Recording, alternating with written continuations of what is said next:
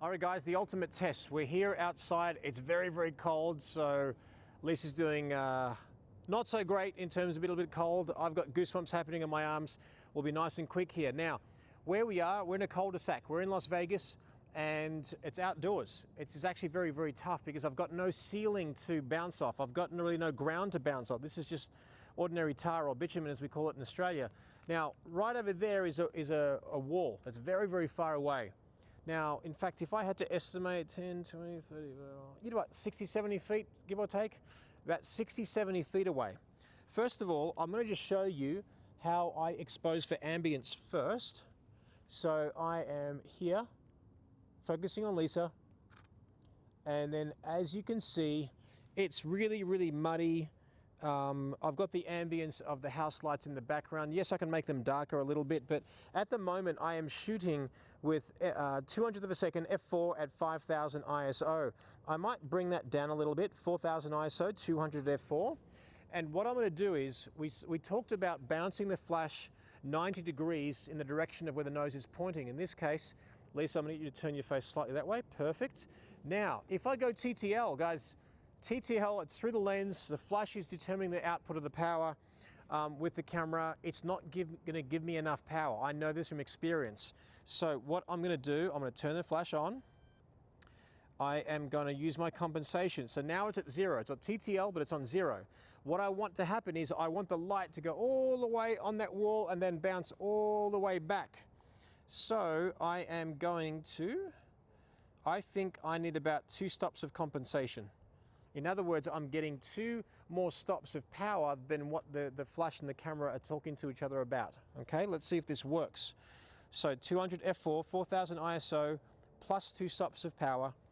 I'm going to lower my camera angle so I get a bit of ambience. And now, just lean forward towards me, Lisa. Turn your face that way, and just eyes that way. There you go, perfect. Not meant to be an incredible shot, guys. We're just doing this little technique here. Good, hold it. Let's see if this worked. And it did. Have a look at that. Isn't that crazy? That looks beautiful. The light on there is just about as good as it'll get with one on-camera flash, but look at the environment that we're in. Like, this is basically all the way, again, 60, 70 feet. This is no joke. I love the fact that we can do this. And if you were shooting, let's say, outdoors in a tent or something like that, you could bounce off a tent, you can do many things. Now, let's talk about another scenario. What happens if we didn't have anything to bounce off? We bounce 70 feet away, Cape, 70 feet back, it's 140 feet, so don't use, Jerry, I've got a very large reception, I don't know how to bounce, and don't use that as an excuse. Now, we have nothing to bounce off now. The actual homes are so far away, it's ridiculous, it's very difficult. So what we're going to do now is, I'm going to show you a really fun technique that you can use. In fact, all you need is just one little thing to bounce off. It could be that you just put a light stand on and a reflector and you bounce off that reflector, or do something like this. Dylan, I've got this little bug on me. I'm going to use your back here, mate, so I apologize for that. Okay, so just stand right there for me. That's about right. I've got to sort of look at, you know, how is it going to bounce? It's going to ricochet and everything. So take one step to your right, and then just turn a bit to your left. Stop. So is he pointing his back towards you, you would say? Okay, so look at him. So actually just, Lisa, look that way for me. Okay, I'm gonna lower my angle now. Let's see what we got. Perfect, I love it. Check it out. We've got some beautiful ambience in the background. We've got the light on her face, and you would swear that was a softbox done with one little on-camera flash. Now, okay, now you're saying, well, wait a second, we're photographers, we all wear black. There's no white shirts, it's not gonna happen. Well, let's see what else we can do. Dylan, you can put your jacket on, mate. What I'm gonna do now is I'm actually going to go about -1 on my flash. So in other words, if I put it on TTL and don't compensate, I don't add more power or less power, then it's just outputting what it thinks it needs. By experience with the technique that I'm about to use, I feel like -1 is going to be where it's at. Here's what I'm going to do. I am going to bring my thumb right on the corner of this flash.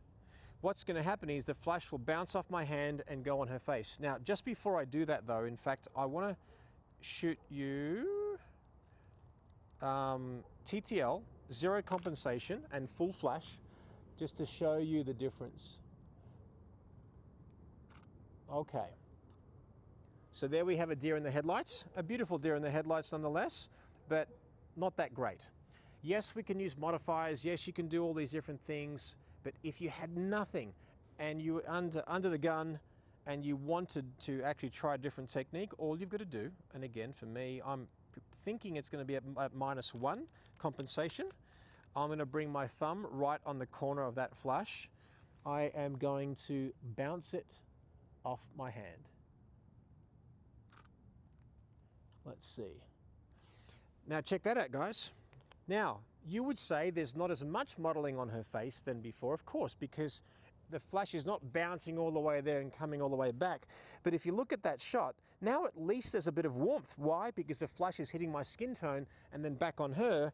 But you've got to say, it at least is better than that. That one is very cold, it's uninviting, it's very straight. This one, you can see a bit more shadow on her cheekbone on the right there, or camera right, and a little bit of jawline there, and of course, we increase the warm tone. So guys, I love this. Practice this technique and you'll be amazed. When you're at a reception venue, when you're playing around a little bit and you're seeing the mother of the bride turn left, turn right, if she turns her face left, this goes right, bang. If you want to shoot a vertical shot and then she turns her face that way, bang. You'll be doing this left, right, up and down so many times, it will make your flash very, very loose like mine is. So just remember, guys, you don't always have to practice safe flash and put something on your flash head. Just leave it. Leave it bare flash. You might just enjoy it better. Practice this technique. You'll find that 90% of the time, Lisa's getting delirious, 90% of the time this will work. Why it will not work, we'll discuss in the classroom right now. Thank you so much, guys.